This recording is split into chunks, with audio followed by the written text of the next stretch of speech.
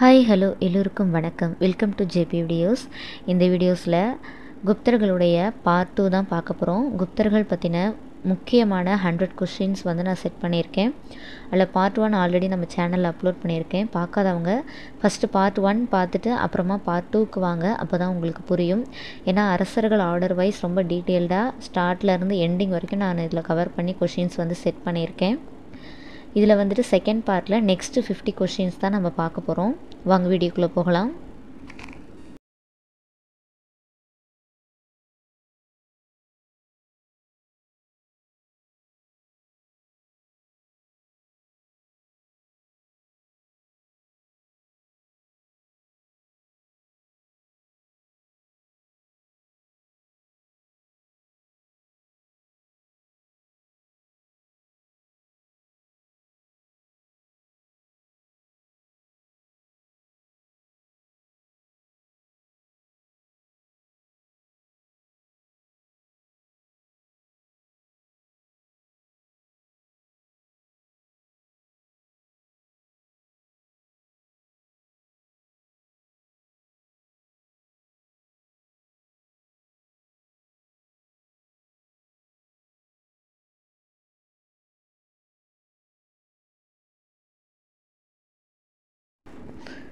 வணிக மையம் வங்கத்தின் தாமிரலிப்தி.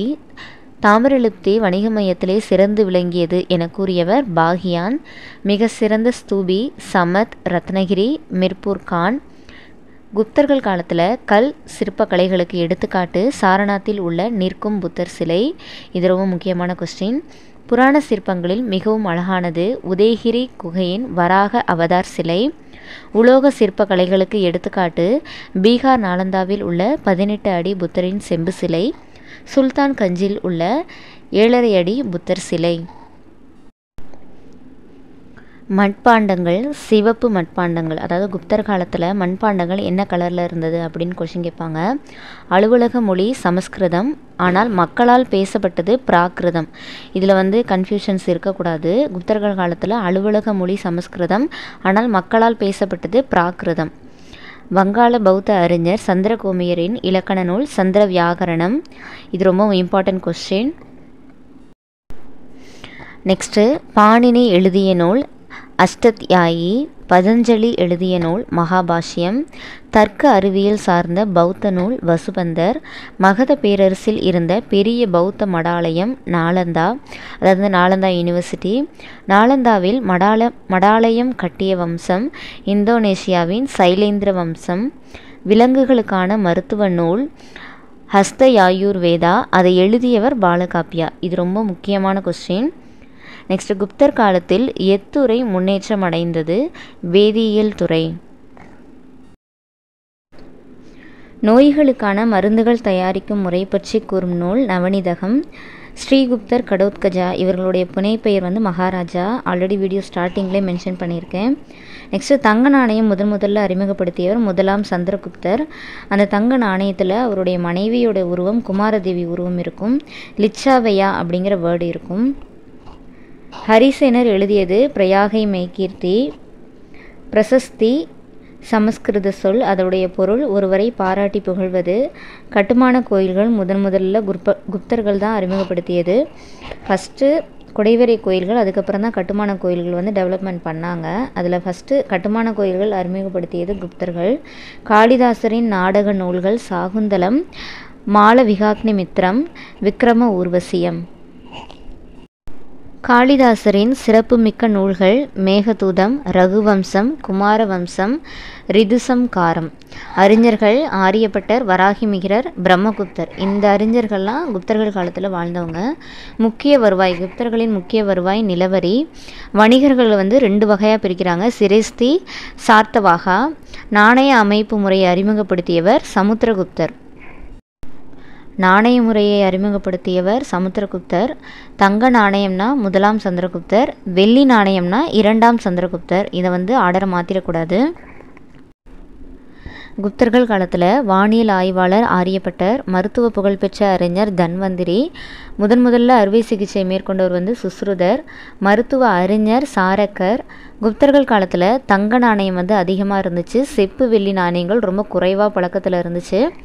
தேசிய சின்னம் கருடன். சொரூப்கானா அப்படிங்கிறது நாணயசாலை, அதாவது நாணயசாலை அப்படிங்கிறது சொரூப்கானான்னு சொன்னாங்க. சமுத்திரகுப்தரை இந்திய நெப்போலியன் என்று அழைத்தவர் ஸ்மித். அதாவது இந்திய நெப்போலியன் யார் அழைச்சாங்கன்னு கேட்பாங்க, அது சமுத்திரகுப்தர். அப்படி சமுத்திரகுப்தரை யார் இந்திய நெப்போலியன் சொன்னாங்கன்னா ஸ்மித். குப்தர்கள் அமைச்சரவையில் உள்ள நவரத்தினங்கள் அப்படின்னு சொல்லுவாங்கள்ல, அந்த புலவர்கள்லேயே தலைமை புலவர் காளிதாசர். ஹூணர்களின் தலைவன் தோரமானர் மிகிரகுலர்.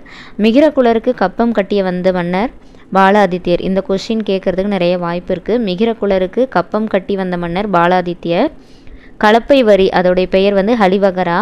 விளைச்சலில் அரசன் பெரும் வழக்கமான 1/6 வரி பாகா அப்படிங்கிற பெயரில் வந்து அழைச்சாங்க. அதாவது 6 பங்குல 1 பங்கு வந்து அரசருக்கு வரியாக கொடுத்துடணும். ஆரியப்பட்டா இந்தியாவின் நியூட்டன். ஸ்கந்தகுப்தர் ஆசிய ஐரோப்பாவின் ஹீரோ. 2ஆம் சந்திரகுப்தர் சாகர்களை அளித்தவர். காளிதாசர் இந்தியாவின் ஷேக்ஸ்பியர். இது எல்லாமே இவர்களுடைய புனைப்பெயர். கூட்டம் கூடுகை நடத்துமிடம் மன்றம். சப்தங்கா அப்படிங்கிறது 7 பிரிவுகள். எண் பேராயம் நிர்வாக குழு, அது 8 பேர் கொண்ட குழு. பொதியில் அப்படிங்கிற இடம், அதை வந்து பொது இடத்தை தான் பொதியில்னு சொல்லுவாங்க குப்தர்கள் காலத்தில். நெக்ஸ்ட்டு ஈரோடு பகுதியை வந்துட்டு துடகா அப்படிங்கிற பெயரில் அழைச்சாங்க.